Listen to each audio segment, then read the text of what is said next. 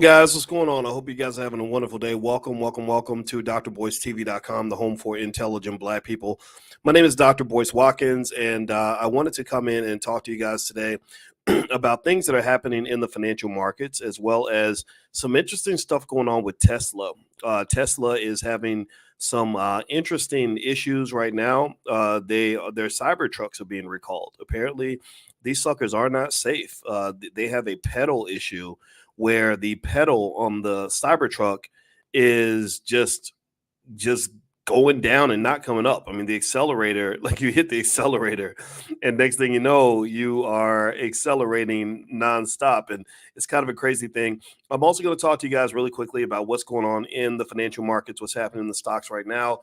And if you stick around to the end of the video, I will let you guys know about an investment I'm making in the continent or country of India. I keep saying continent because it's so big, it feels like a continent, but actually India is not a continent, it is a country. So anyway, before I get started, let me know if you can hear me. Give me a quick yes if you can hear me. Also, please hit the thumbs up button, thumbs up, share, subscribe. And also a reminder, if you want a copy of my book, my best-selling book, The 10 Commandments of Black Economic Power, you can go to drboycebooks.com. That's drboycebooks.com. So let's get it cracking here. Okay, so with Tesla, apparently Tesla is recalling 3,878 Cybertrucks due to accelerator pedal problems. It has to do with a soap that was used in assembly that may have caused issues with the pedal, making the vehicle accelerate unintentionally, according to safety recall reports. Tesla is recalling 3,878 Cybertrucks to repair or replace faulty accelerator pedals. The voluntary recall, which Tesla submitted to the U.S. National Highway Traffic Safety Administration, comes after the Wall Street Journal reported this week that the Cybertruck buyers had said Tesla pushed back scheduled delivery dates for the stainless steel pickup truck without giving a reason.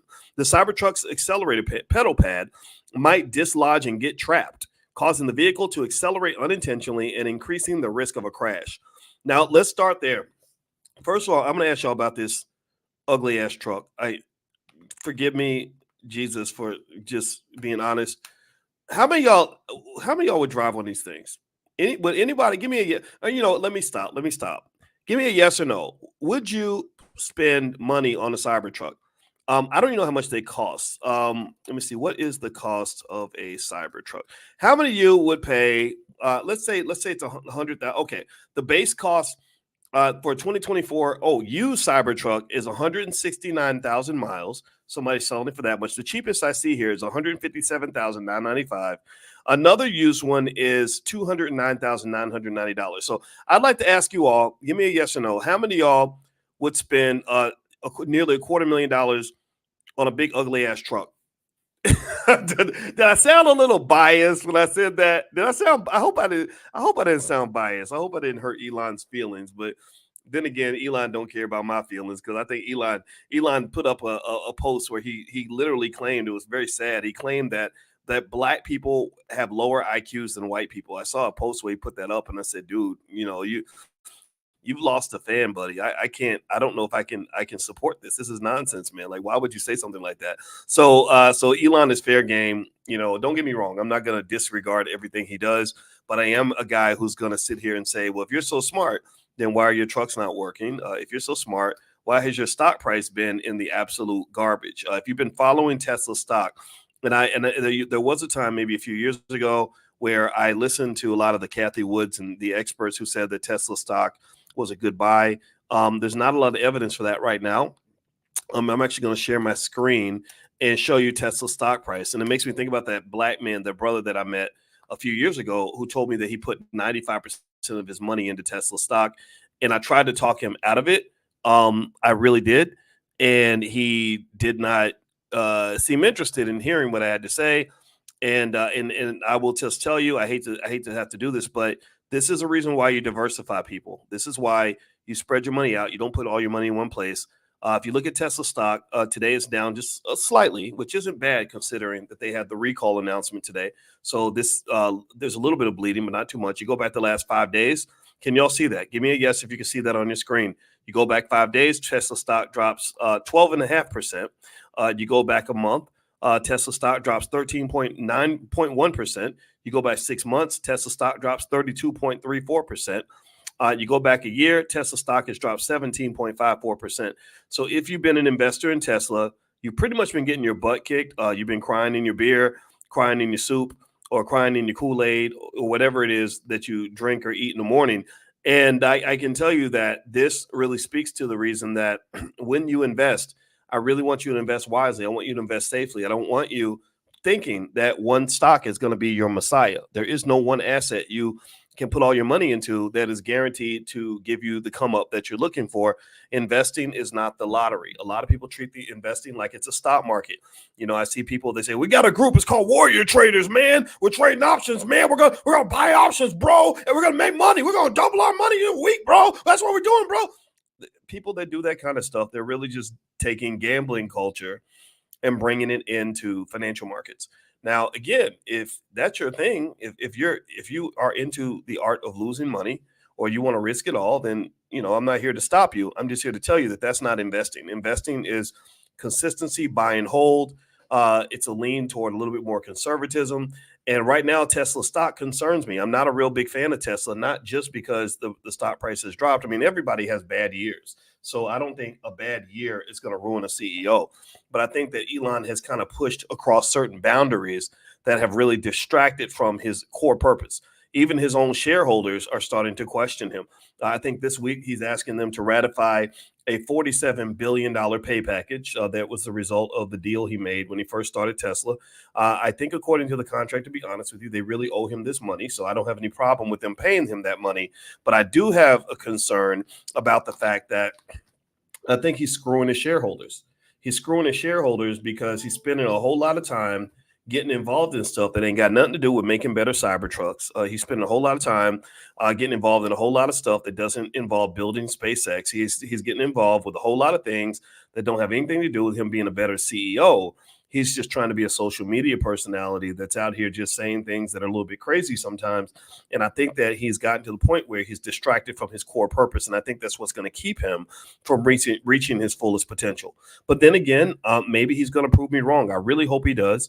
I don't have anything against this man. I do think that truck is ugly as hell. I ain't gonna lie.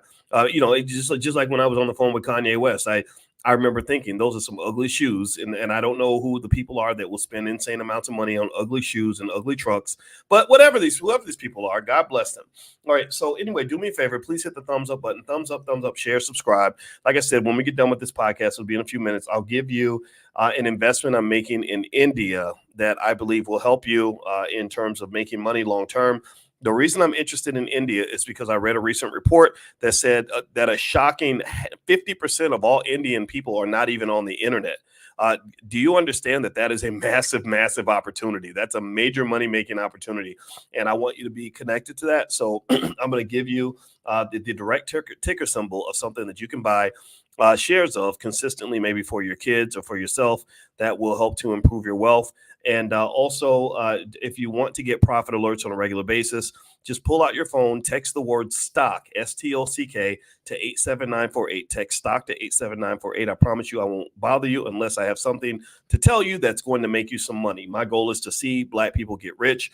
And if you're not Black, you're welcome to be here too, just as long as you respect Black people and you support and love our people the way we love ourselves, and we have nothing against you. This is not an anti-white platform. This is just a pro-Black platform. Let me know if you know the difference. Let me know if that's okay.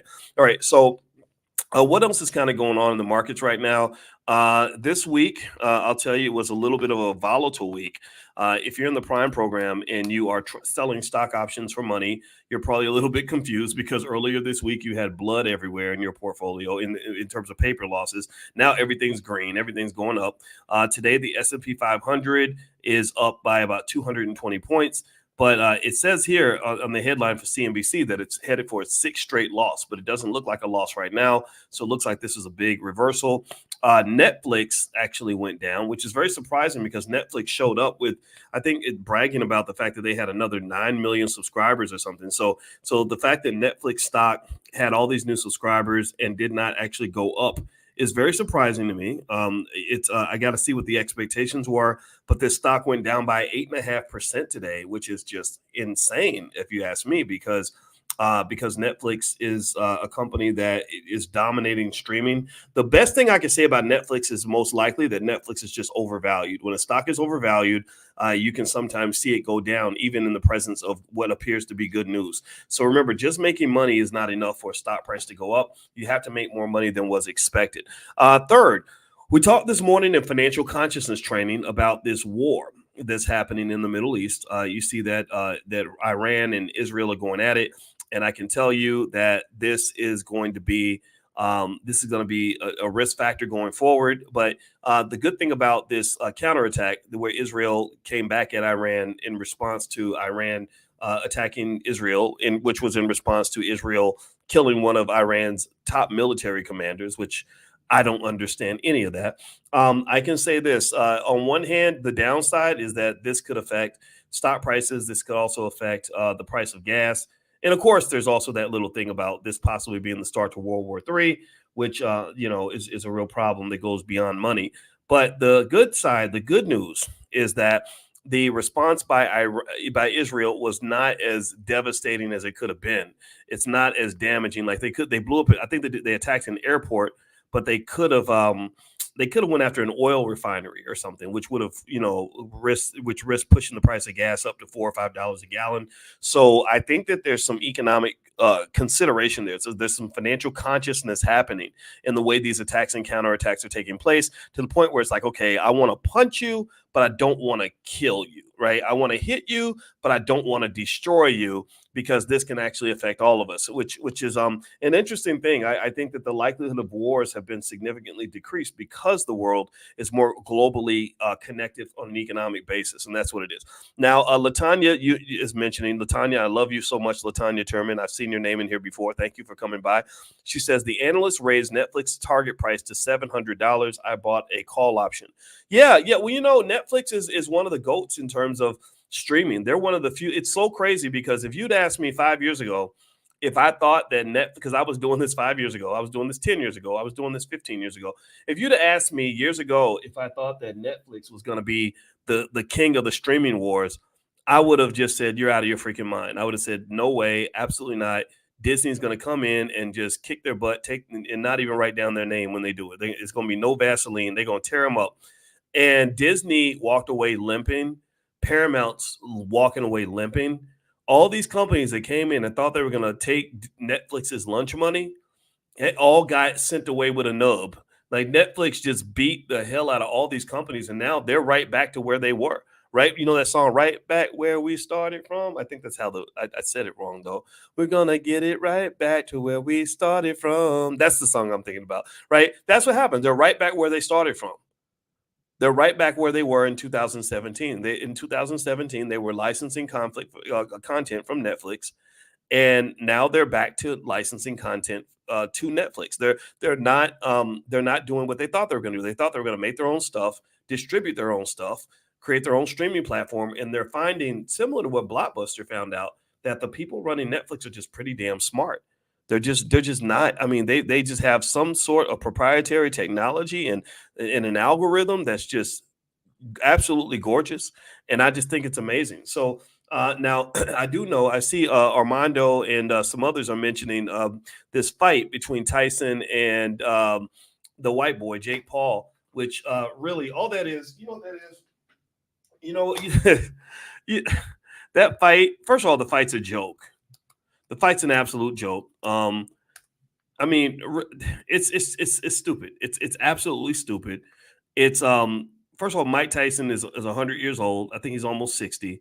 And I know they keep circulating that viral video of him in the gym, like moving and stuff, like he's 22 years old again. I think that was done years ago. I think that video is about 5 or 6 years old, first of all. But then second of all, it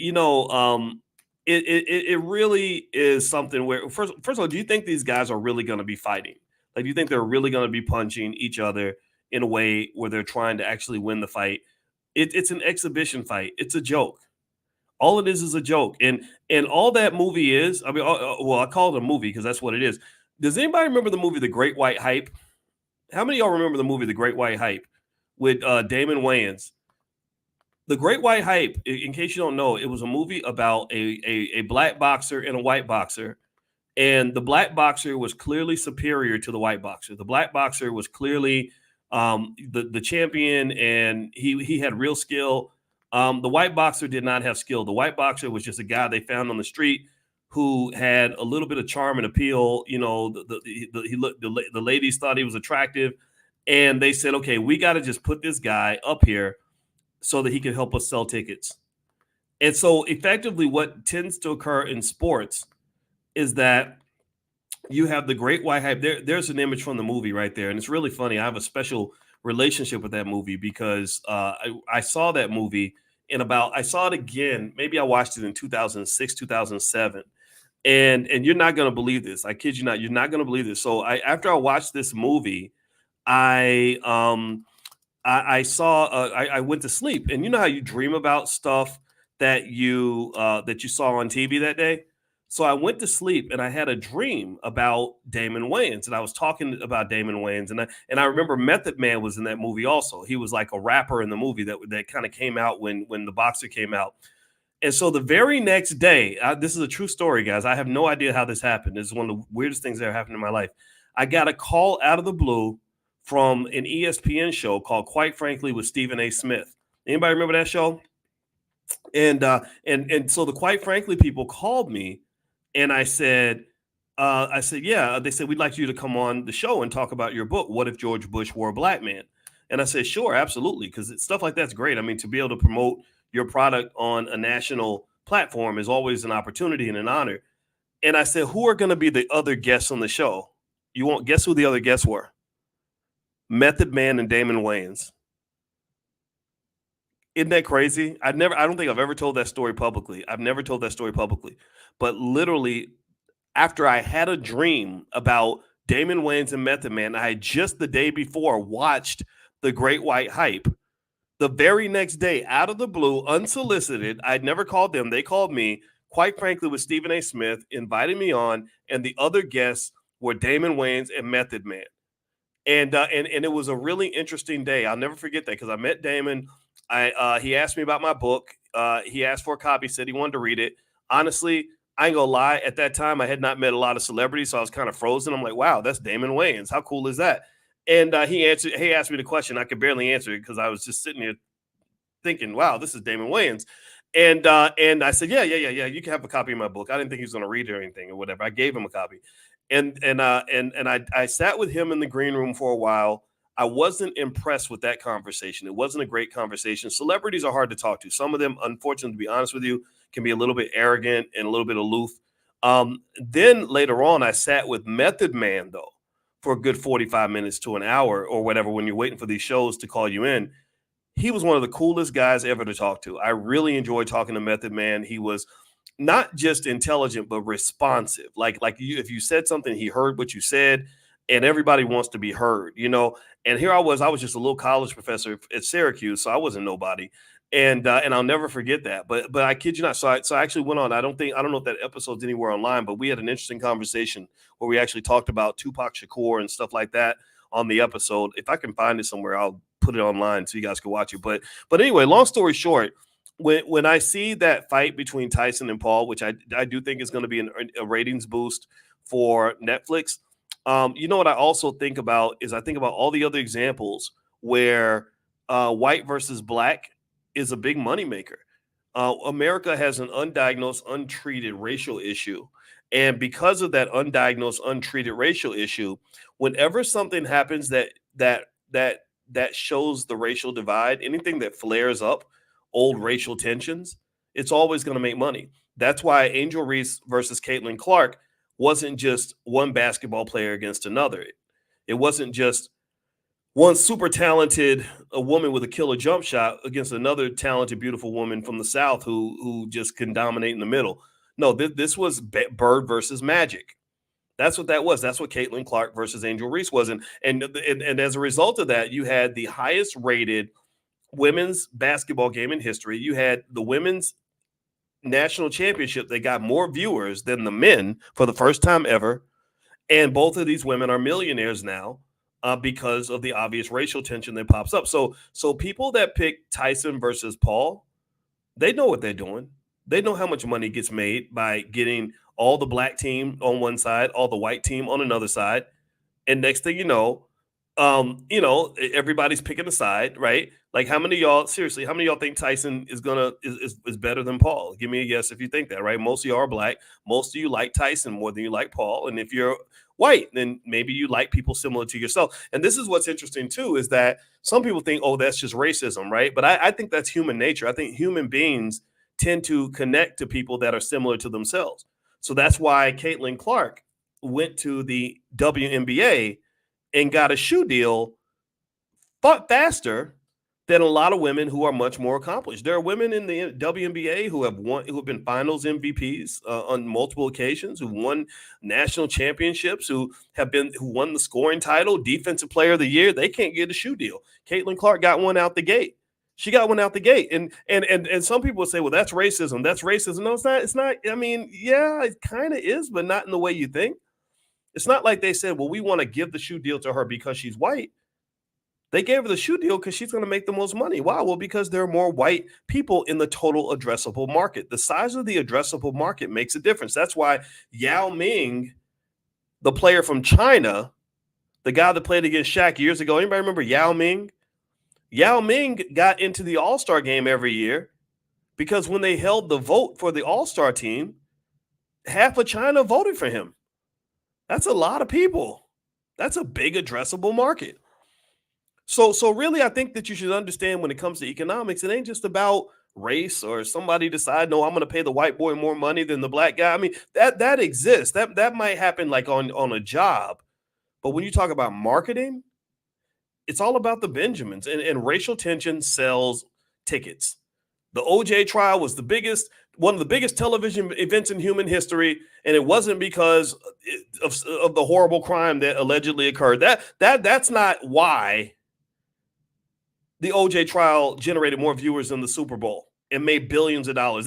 That's not why. The reason why was because it was a black man accused of killing a white woman. If that had been a black man and a black woman, none of that would have happened. If it had been two white people acting crazy, that wouldn't have happened. It wouldn't happen that way. It was because it was a black man against a white woman. And so the lynch mob mindset that exists in America, the same thing that we talk about every Wednesday night when we do Powernomics training, as we read Dr. Claude Anderson books, that mentality pops up and people get riled up, and they're like, I don't know why I'm mad, but I'm just so mad. I want to kick the door down. Well, because you want to kick the door down because your granddaddy would have busted in the jail and took OJ's life before the trial even started. So you've got your granddaddy's blood flowing through you, and the granddaddy's mindset. So that's why you're mad, or you love Caitlin Clark because you're excited to see somebody that looks like you. I don't hold that against you. I like Angel Reese for the same reason. I like to see the black woman kick ass. Now with Mike Tyson and Jake Paul, I'm going to go ahead and be honest with you. I think it's kind of a circus, though. I really do. I think it's the Great White Hype Part 2. Jake Paul, I'm sure he works extremely hard, but he's not a Mike Tyson. He should not even be in the ring with Mike. Mike should not be in the ring at 60, not in no real fight. The only thing that makes sense to me, and I think this will be a ratings blockbuster for Netflix.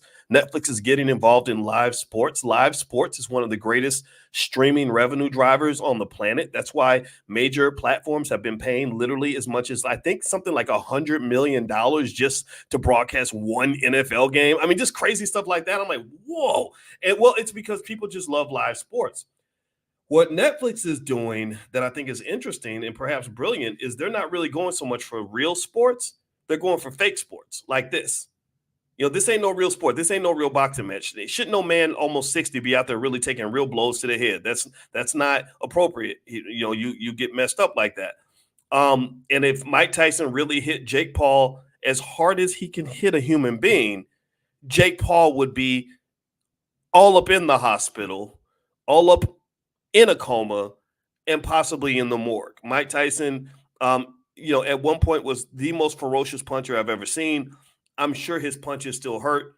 They're not going to be hitting each other for real. So if you want my 2 cents on this fight, who do I think is going to win? I don't care. Am I going to watch it? No, I'm not. I have Netflix already, so it wouldn't cost me a nickel to watch it.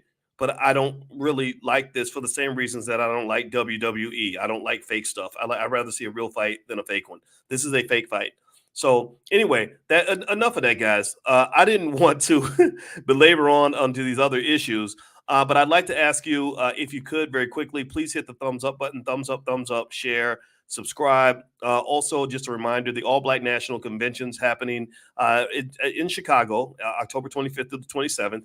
It is the number one gathering on earth of intelligent Black people who believe in Black wealth and Black family and Black community. So if you believe in Black love, then this is the place for you. If you believe in Black people being mentally and physically healthy, this is the place for you. If you want to see Black people get rich, this is the place for you. We've got people there that can get you rich. I have a PhD in finance. I'm a financial scientist, and we've broken down the science of Black wealth, and we know the answers. This is not a mystery for us.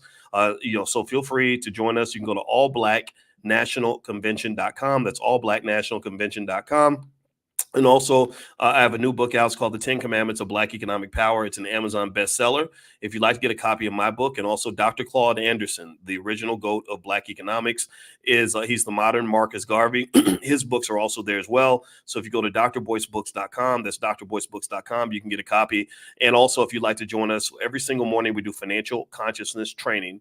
It's free for anybody that wants to join. If you'd like to join us, just pull out your phone, text the word morning to 87948. Text morning to 87948. Now, I promised you earlier, as you hit the thumbs up button, I promised you that I would give you a stock in India that I'm going to invest in that I believe is going to be profitable long term. And this stock is actually an ETF. It's the iShares MSCI India ETF. Write this ticker down in the chat for me if you can, because I'm going to say it like 3 times. But even when I say it 5 times, people will still come back and say, I did not hear it. So if someone could type it, I would appreciate it. The ticker symbol is INDA. INDA. So INDA is basically an ETF that will allow you to take advantage of the fact that all experts are pretty much saying that the Indian economy is going to blow up. They're pretty much saying this. Now, mind you, I sent you all a list of companies in Africa that you can invest in too. So don't think I'm blowing off Africa, because I already sent that list. If you haven't gotten it, just text the word stock to 87948. Text stock to 87948. I think you'll automatically get a list of the companies I like in Africa.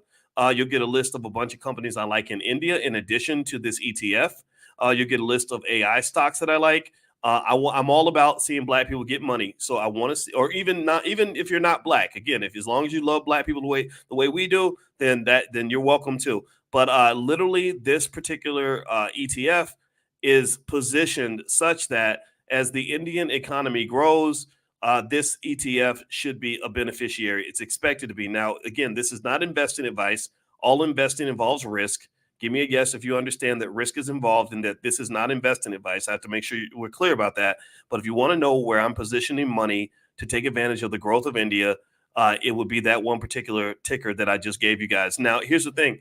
In addition to that, there are individual companies within India that are going to do better than others. A lot of the reason that there's so much growth expected in India is because half of all of India isn't even on the internet yet. Half of India is not on the internet. And that when I heard that fact, I kind of freaked out, because that's a big number of people. I mean, India, I don't know what they got, like 1.3 billion people or something. So the fact that imagine the US, think about how much growth has occurred in the US. Go back 30 years ago or whatever, to where half of Americans were not on the internet. Like, seriously, some of y'all were on the internet in the 90s. How many of y'all, give me a yes in the chat if you were doing anything on the internet in 1998. Let's go back 26 years. 26 years ago, how many of you, give me a yes or no. Some of y'all may not be old enough, and if you're not, that's okay. But some of y'all are in the OG category. How many of you were on the internet in 1998? Give me a yes. Now answer a second question. How many of you were on the internet in 2007? Give me a yes if you were on the internet in 2007. So here's what I want you to imagine, right? I want you to imagine how much your world has changed. Let's imagine we go all the way back to the time where only half of all Americans are on the internet. I'm guessing we'd have to go back to about 99, maybe 2000, maybe 2001. Maybe. Think Think about how much growth has occurred in the economy since that time. Think about how many things you've discovered since that time. You discovered first. You start off with just email. If you're over 40 something, you probably started with maybe just email, and then you discovered surfing the web. You learned what www meant and all this other stuff, how to go to websites, and then maybe you learn other little things like how to listen to music online, which was really amazing when we found out how to do that stuff. And then social media comes along, and then you're like, well, what is a Facebook? How do you use that? And then you find out that you love it. And next thing you know, you're talking to all your relatives on social media, and you're scrolling through Instagram all day, and you're watching YouTube videos. And then you go on to the other stuff. Maybe eventually you start an e-commerce business. You get a Shopify store, right? Or a website, right? Or at least even if you haven't done it, I bet most of you at some point have been like, I'm thinking about starting me a website, but maybe you didn't do it, and it's okay. It's all right. Sometimes we procrastinate, but I'm still praying for you. And but still though, think about that evolution, right? So think about the fact that India has over 1 billion people in it, and half of those people have not even caught up to 1999. That's crazy to me.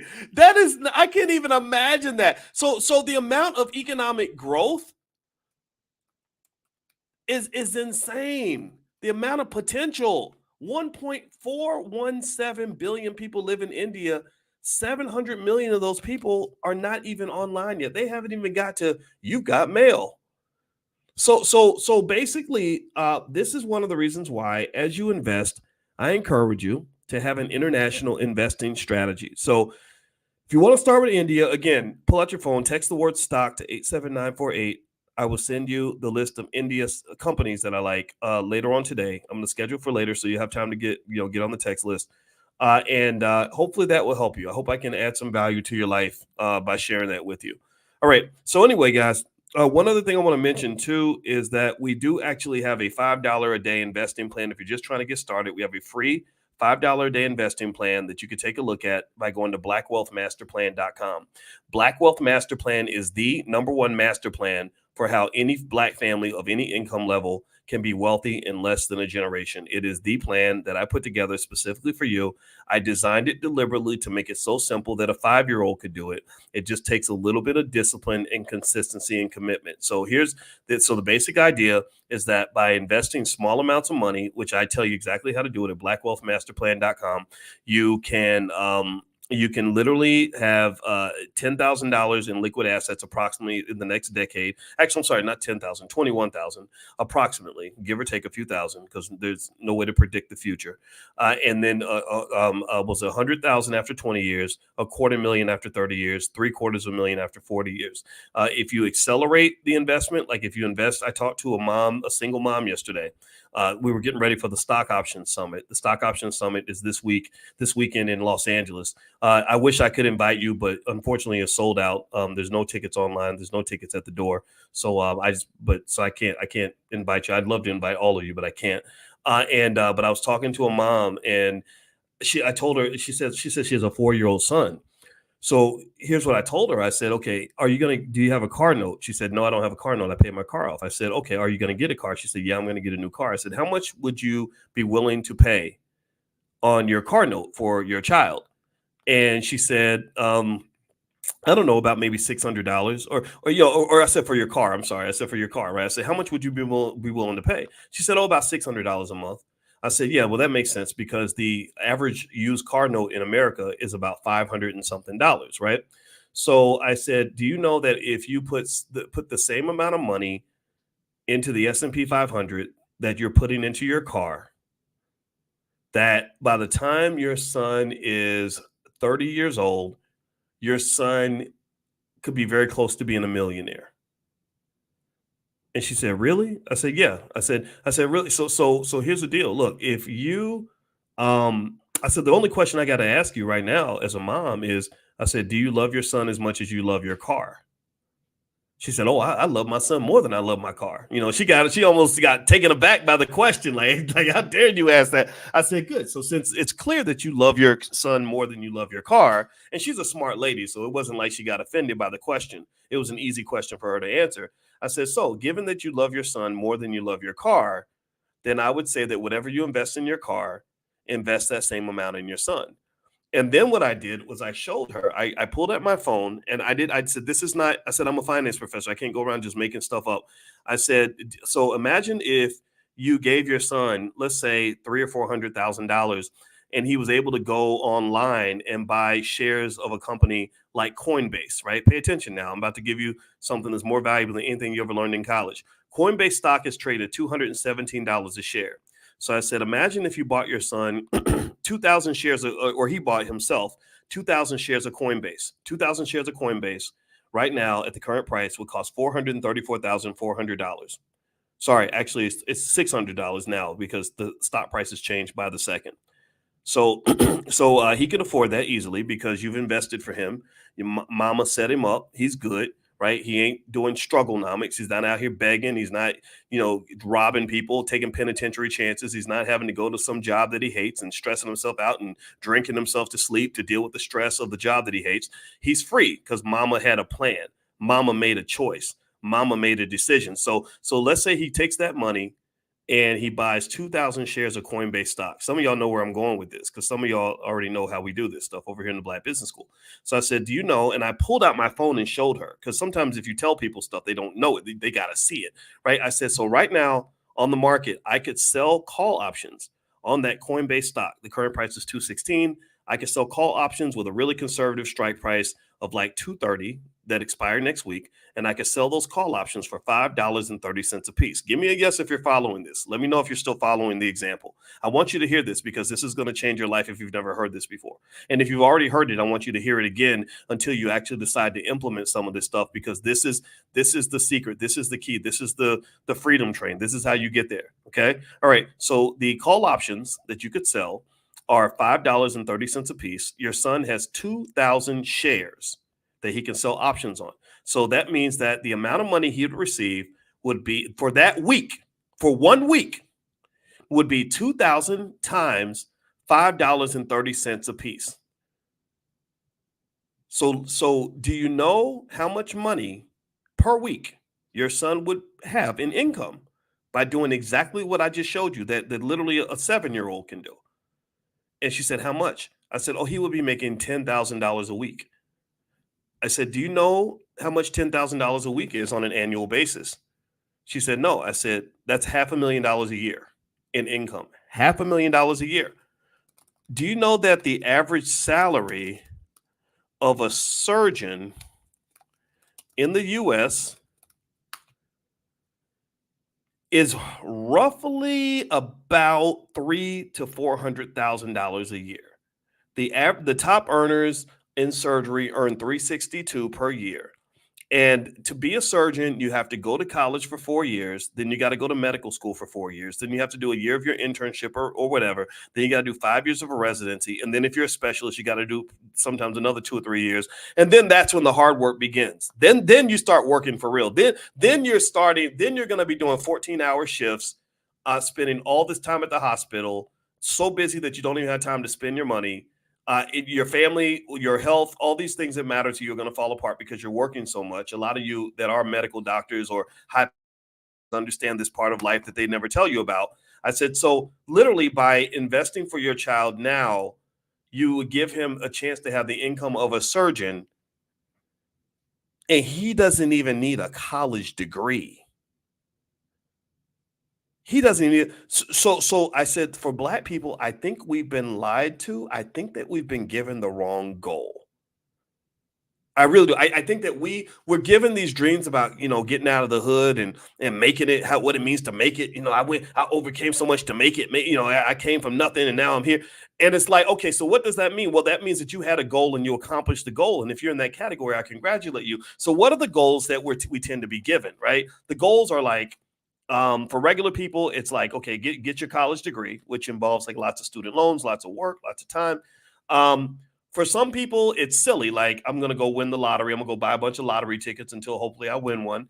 For other people, it might be just as silly as trying to win the lottery. Like, I'm going to spend 12 hours a day on the basketball court so I can make it to the NBA or whatever. I'm going to lift lots of weights and get brain damage so I can hopefully make it to the NFL.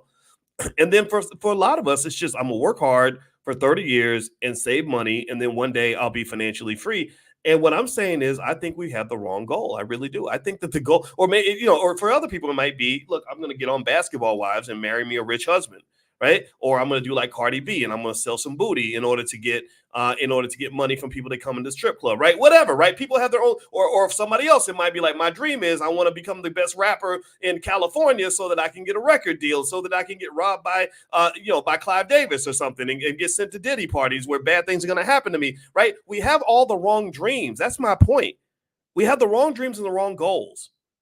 Even college, I'm a college professor.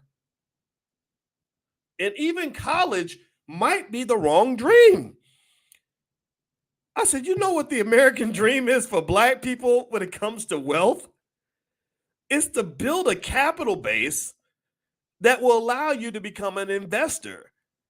Because once you have a capital base, that's better than a college degree. If the capital base is big enough, it's better than a college degree. It's better than a record deal. It's better than selling booty at the strip club. It's better than all these other stupid dreams that we get. A capital base, that's it. I mean, it's really, to me, this is so beautiful because it's like, oh my God, it's so simple. That's the one thing. If we do that one thing, the babies are good. They are set. And this is so powerful because this means they don't have to go to a terrible job if they don't want to. They don't have to do stupid things to get money. They don't have to sell their body and spend all their time trying to learn how to rap or play basketball and become a thug and just all this stupid stuff that's out here, these fake dreams. To me, this is the realest dream I've ever seen. And it's so straightforward. It's ridiculous. It's literally, in my view, I see this almost like a simple little yellow brick road, and it don't even curve. It's a straight road. It's just a long one, but it's very easy to walk down. And all that is as I was explaining to this single mother of a 4-year-old child, and she was listening. I think she was hypnotized by what I was talking about because she was so shocked by what I was saying. As I said, so all you do is you just got to make sure you never stop loving your son as much as you love your car, and you invest in the S&P 500 the same amount of money for your son that you're giving to the car dealer. You have to just invest in him as much as you're investing in the Mercedes dealership, and never sell those assets. And then you hand him the keys when he's about 25 to 30 years old. I think 30 is fine. Let him have fun. Let him struggle in life a little bit so he can gain some integrity, get a work ethic, right? I think that's the problem. The only problem with this strategy is that if you keep people from having to go to work every day, some people lose their sense of purpose. That's the thing. Some people, if they sit at home and they got a bunch of money, they don't have to go to work, they turn to drugs and laying around in video games and all these other things that are non-beneficial. So they have to have a purpose, right? So give him some time to get a purpose. Let him struggle a little bit so he can appreciate it when he gets it. But then you just set him up. And then guess what? So he's 30. He's got a few $100,000. He's making the amount of money as a surgeon. He only goes to work if he feels like it. And he's now a husband and a father. That means he's now got a mentally and physically healthy lifestyle because he's not being yelled at and stressed out every day by a racist boss. He's able to spend time with his wife to make sure his family stays together. And he's able to spend time raising his children instead of handing them off to the daycares and the public school systems. He's actually able to be a force and a factor in the lives of his kids. And then he could take that generational wealth, build on top of it, and pass it down to his daughter. So his daughter's not out here selling only God knows what so she can pay the bills. So now do you understand why I call this the Black Wealth Master Plan? Let me know if you understand this, and let me know if it's okay if I get a little bit cocky with it. This is my whole PhD showing itself, because what I learned as a financial scientist is that the best ideas are the simple ones. I could use a lot of fancy language, a lot of equations that will make your head spin. I could talk about high level theories. I went through all of that. I studied all of that. They don't give PhDs away at The Ohio State University in finance very easily. It's very, very hard to get one. But after I went through all of that, I said, damn, this is so crazy that if everybody just did this one little thing, this would solve probably like 95% of our financial problems. So stop distracting yourself with the wrong dream. Pick the right one. Pick one that's going to work. Pick one that's really going to get you what you're looking for. Financial independence takes away a lot of stress. It takes away a lot of, a lot of nonsense. A lot of silliness where people are like, oh, if you kiss my butt and you come to the Diddy party, then I'll give you financial freedom. No, you're not. Clive Davis did not give Whitney Houston financial freedom. Clive Davis gave Whitney Houston an early death. That's what he gave her. So let's let go of the wrong dream and let's pick the right one. That's all I got to say. I thank you all for allowing me to share this. If I ever repeat myself, if I ever share a similar message in the future, I apologize in advance, but I'm a believer that repetition is the key for us to incorporate something into our culture, into our habits. I also believe this stuff to the core of my soul, and I just want to see you do well. I want to see you win. So anyway, blackwealthmasterplan.com, that plan is totally free. You can share it with anybody in your family. And I hope you'll take a look. I really believe, I know this will make a difference for you. All right, so I'm going to go, guys. And don't forget, the All Black National Convention is going to be held in Lombard, Illinois, which is right outside of Chicago at the Westin Hotel. Very nice, fancy experience. You'll get to feel all hoity-toity and important and everything. And the rooms are very inexpensive. We got them to reduce the price to $150 a night. And the tickets are probably not going to be on sale for very long. We're going to actually sell out for the convention. We're pretty close to that. So you may want to grab your passes earlier rather than later. And then also, if you want to take a look at the training that we do, where we talk about how to make money without working, the idea of selling stock options to generate income, feel free to go to drboyceprime.com. The URL is right there on the screen. Hit that thumbs up button before you go. Thumbs up, share, subscribe. I'm going to get out of here, guys. And also don't forget my podcast is on Spotify. If you ever just can't get enough and want to keep on going, just go to Spotify or Apple and look up my name. You'll find me there.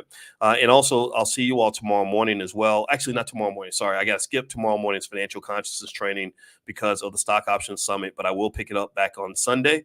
So if you'd like to get an invitation to that free class, just text the word morning to 87948. Text morning to 87948. Have a good day, everybody. God bless you. Love you. I'll see you soon. Peace.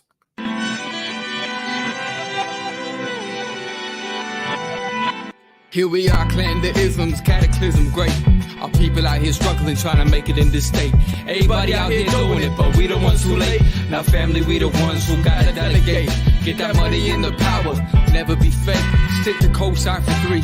What did he say? Create jobs, support our own. Educate the same and buy back your home. Got 3 degrees, triple 10. 3 PhDs, now we on the CNN. DBTV, let's talk about negligence. Ignorance is bliss, but we can turn it to intelligence. Believe none of what you hear, half of what you see. Let's break it down here on Dr. Boyce TV. Here we are.